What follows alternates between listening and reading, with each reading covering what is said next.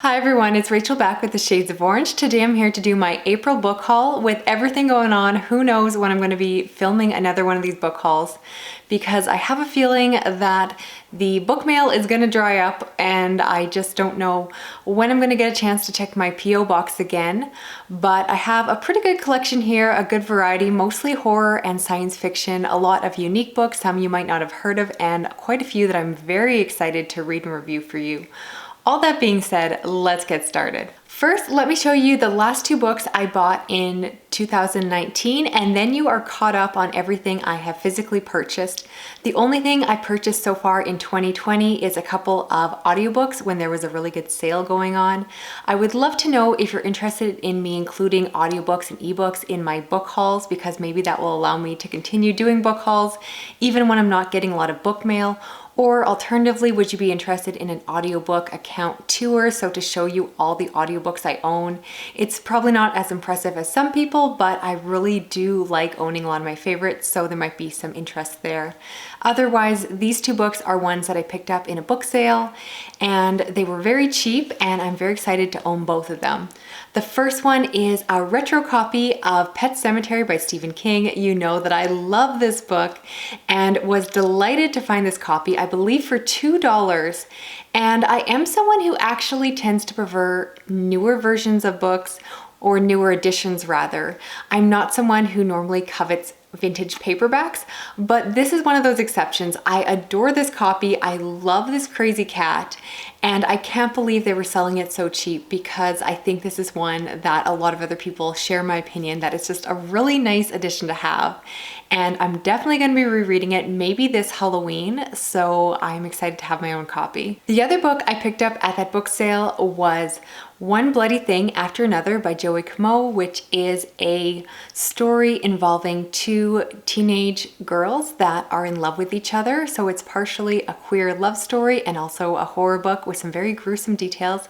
I'm going to be talking about this more in an upcoming video, so I'm not going to say a lot here, but fun fact, I realized that I have been incorrectly describing this book for quite a while, because I always thought the title was just called One Bloody Thing, and I only recently realized that the title is One Bloody Thing After Another. For some reason, I always just stopped reading partway through, so that's a little bit embarrassing. Really enjoyed this one, and I was really surprised it was at the book sale, because in my opinion, it's not the most hyped or popular book, which is normally what you see ending up in these used book sales, is like Stephen King, things like that.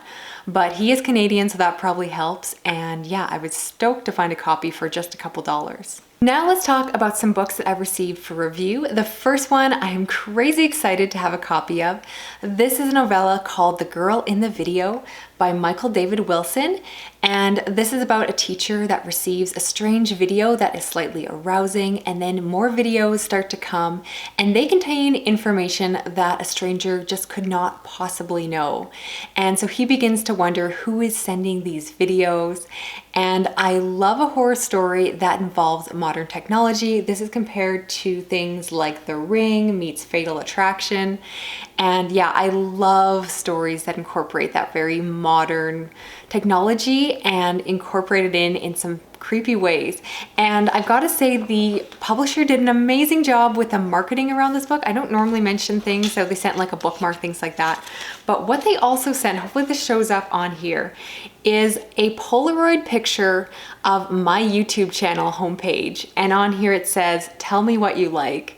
And that is just such a wonderfully creepy detail. Thank you so much for the thoughtfulness and kind of the creepiness that goes with that. It was just brilliant, and I think that more publishers could get creative like this, because this definitely caught my attention. I'm going to be reading and reviewing this one very soon for you, so stay tuned. I also was super thankful to receive a copy of one of my most anticipated releases for 2020, and that was Only the Good Indians by Stephen Graham Jones. This is a piece of literary horror. I have started reading this, so I'm not going to say too much about it, because I do have a review that's going to be coming up. But this is about a group of Native American men that as teenagers something happened during a hunting expedition, and now as adults something is tracking them down. Now that's a synopsis, but knowing it's Stephen Graham Jones, you have to expect that this one is much more character focused than plot focused, and I really appreciated the details involving the Aboriginal people of North America, because that's something I really enjoy reading about. And of course, he provides a very authentic own voices experience. Now, I'm also very excited and thankful to receive a copy of Eeleen by Tim Lebbon. This came from Titan Books, and this is a story of a family of adventurers that go into a place called Eden, where nature has been allowed to be preserved. And this, of course, is taking place in the semi-future modern day when the rainforests are all destroyed, and they are looking for their mother that has disappeared into there. And this has been described as a horror with a big biological aspect to it, because nature is possibly taking its revenge on humanity and is no longer our friend. And it just sounds like a really good premise. I've read the author before. I read Cold Brook and really loved that one. So I definitely think this one will be another good page turner, and I will be getting a review out to you soon because this book does come out in April. It just arrived, so I'm hoping to start it right away so I can get a review out as close to the date as possible. I also want to share a few very generous gifts. The first one being a copy of the anthology Tales from a Talking Board, edited by Ross E. Lockhart. I feel like I need to hold the book this way when I show it. And this is one of my all-time favorite anthologies, which is a collection of books all about Ouija boards. And this was a very generous gift from a friend and subscriber, Leanne.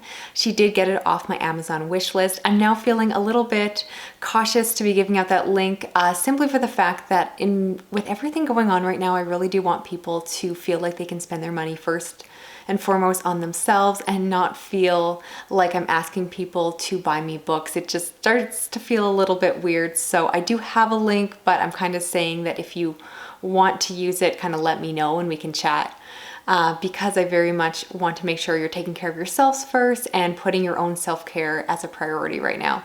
But regardless of that, I have wanted to own this book in so long. I got the chance to review an e-copy of it and have always wanted my own copy, because first, this cover is crazy gorgeous. It's probably one of my favorite horror covers of all time because it is a Ouija board and I love Ouija board stories.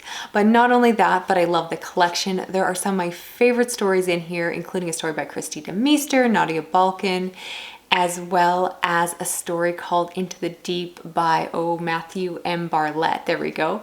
That is one of the scariest short stories I have ever read. And so I'm constantly recommending this collection, constantly recommending those stories.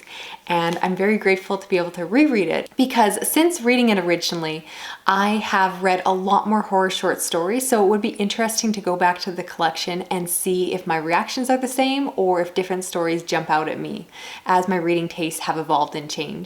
I also was incredibly grateful to receive a copy of The Wicked by James Newman. This is a horror book that I recently reviewed in one of my videos and absolutely loved. It is a book that is styled to look like a vintage paperback. And it's about a small town where there is a supernatural evil that is going after the children.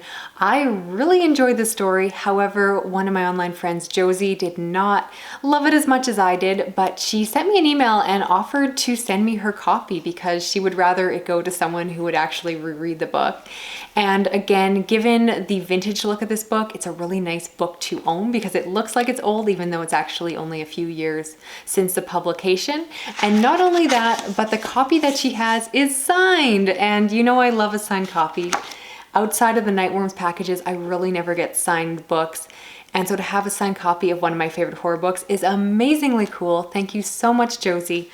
And not only did she send this book, but she also sent a really nice card, which I'm hanging on to, and was just a really nice extra surprise. So thank you so much for that. It was so generous of you to send it my way. And speaking of nice cards, I also want to give a tiny shout out, even though there's no book attached to this, to an online subscriber and friend, Raphael, who sent me a really nice card and just sent a little gift for my son. He calls himself Artur's horror godfather, and we've just developed a bit of an online friendship because this man found my channel and he is a horror professor, which is the coolest job ever. So his job is to teach horror classes on film and books at a university in the States, and I just love our discussions about horror. We have some similar tastes, which is always a delight, and so thank you for the card. I really appreciate that, and it definitely made my day during this strange time. Now let's switch over to science fiction. I received 2 books from Rebellion Publishing. The first one is Made to Order, Robots and Revolutions, which is an anthology all about robots and revolution, as you can probably guess. And I really love stories about artificial intelligence, so I'm hoping that these robots are on the more advanced side. There's a lot of good names in this collection, including Peter F. Hamilton, who I've been meaning to read forever, Ken Liu, Annalee Newitz, etc. So I'm very interested in getting into this one. I haven't been reading a lot of short stories lately, but this one piques my interest because the subject matter enough that I might start working through the stories and hopefully get a review out to you in a month or so. The other book from Rebellion is Liquid Crystal Nightingale by Eeleen Lee, and this is a science fiction thriller about a woman who is stuck on a colony and trying to get off when she is accused of the murder of one of her friends who is a very high up person in the colony. And it's a very fast-paced survival story of her trying to get away and being on the run. I've been a little bit hit or miss with science fiction thrillers in the past few years, but I'll definitely give this one a try. I'm always grateful to receive any unsolicited ARCs, and they definitely know my taste, so I will give this one a try. Finally, let's talk fantasy, and I was excited to find a copy of Kings of the Wyld by Nicholas Eames at my local used bookstore. I had some store credit, so I didn't have to spend money, and I was able to pick it up. This is much more lighthearted than the fantasy I'm normally talking about on my channel. This is a humorous story about a group of mercenaries that used to be this amazing band of fighters. However, they're getting older and are in retirement until one of them gets them all back together for one last job in order to go and save his daughter. And it's just really funny. It pokes fun at the classic fantasy tropes. And I think the reason I liked it so much is that it felt very D&D inspired because it's all about this like band of bros. And it just kind of felt like a group of older guys sitting around a table. And I am someone who does play Dungeons and Dragons, so I really enjoyed a lot of that humor. So if that sounds up your alley, you haven't read it, I definitely recommend it. It's a lot of fun, so I'm happy to have a copy. It's one I might try to get my husband to read. He doesn't read a lot, but I think this one I might be able to convince him to try out. We'll see. So that is it for this book haul. And again, who knows when I'm going to be filming another one. I am so grateful and thankful to all the publishers and online friends that reached out to me and gave me some wonderful book mail, especially during this troubled time. And I would love to hear your opinions down below, especially on the books that I haven't read or reviewed yet. Which ones would you like me to push to the top of my reading list? And I will try to get those videos out to you as soon as possible.